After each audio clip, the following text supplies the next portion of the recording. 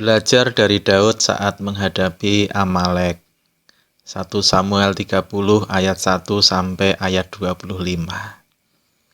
Hidup adalah anugerah yang diberikan Tuhan kepada setiap kita manusia. Dan berjuang untuk terus bisa hidup adalah tugas manusia.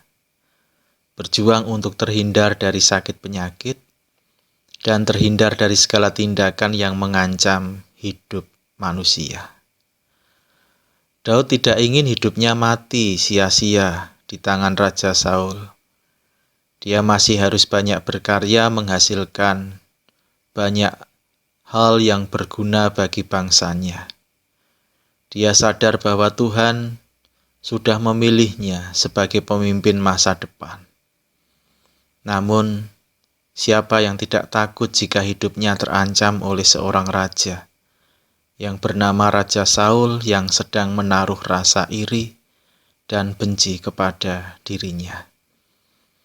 Tidak tanggung-tanggung Daud beserta istri dan 600 prajurit yang setia, lengkap dengan anggota keluarganya masing-masing, harus pergi menghindar dari kejaran Raja Saul. Daud beserta rombongannya terpaksa harus menjalani hidup di bawah perlindungan Raja Akhis, yaitu raja dari bangsa Filistin. Daud dan pengikutnya tinggal di suatu tempat datar yang bernama Siklak, daerah kekuasaan Filistin. Dia tinggal 1 tahun 4 bulan di sana, jauh dari ancaman kematian yang digaungkan oleh Raja Saul. Pelajaran pertama dari Daud, milikilah prinsip hidup demikian. Aku harus tetap hidup.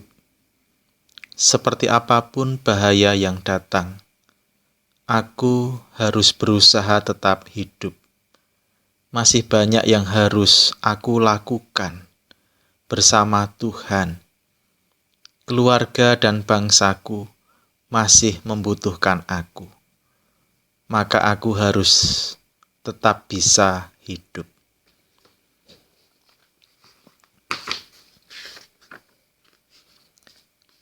Rupanya zaman itu adalah zaman di mana peperangan sering terjadi.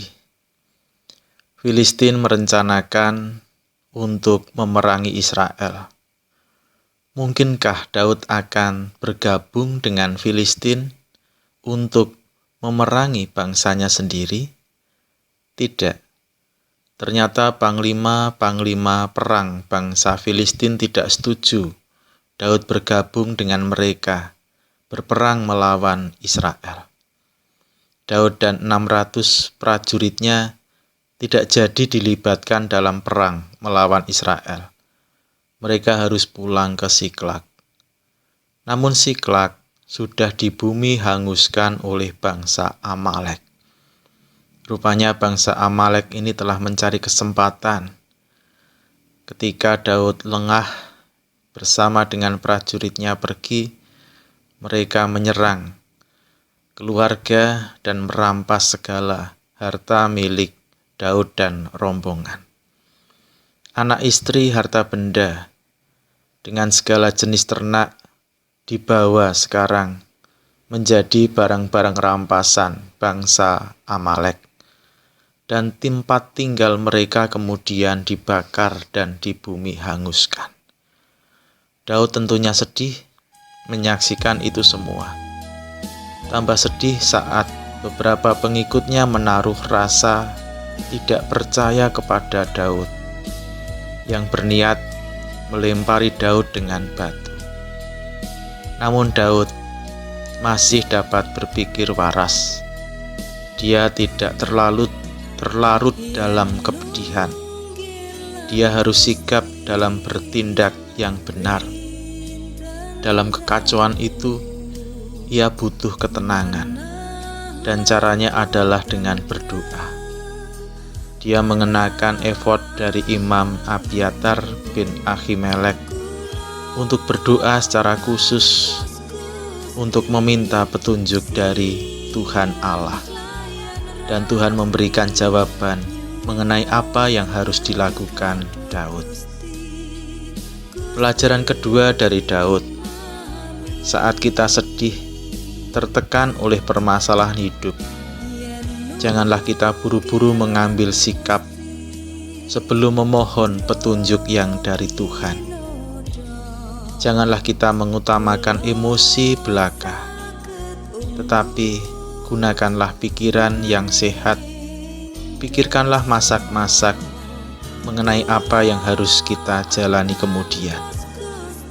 Jika kita mendengarkan suara Tuhan, maka Tuhan pastilah di pihak kita.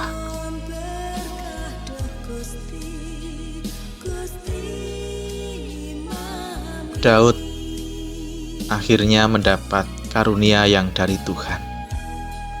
Atas berkat rahmat Tuhan, akhirnya Daud kembali dapat merebut anak istri dan segala barang rampasan bangsa Amalek. Jika ada niat, terlebih jika niat itu baik dan direstui Tuhan, maka sesulit apapun itu pasti bisa tercapai. Daud berjuang untuk mendapatkan kemenangan. Dia bertindak dengan baik dan kemenangan diberikan oleh Tuhan. Namun dia tidak sombong dan gelap mata atas kemenangan itu. Terhadap 200 prajurit yang tidak ikut berperang melawan Amalek, yang tidak ikut karena alasan lelah, Daud tidak marah, walaupun ada yang menginginkan agar mereka pergi saja meninggalkan Daud tanpa perlu untuk dibekali barang-barang yang direbut kembali dari bangsa Amalek. Pelajaran ketiga dari Daud dalam bacaan ini: janganlah sombong atas kemenangan, keberhasilan yang kita dapatkan. Janganlah menganggap rendah orang-orang yang tidak sejalan dengan kita.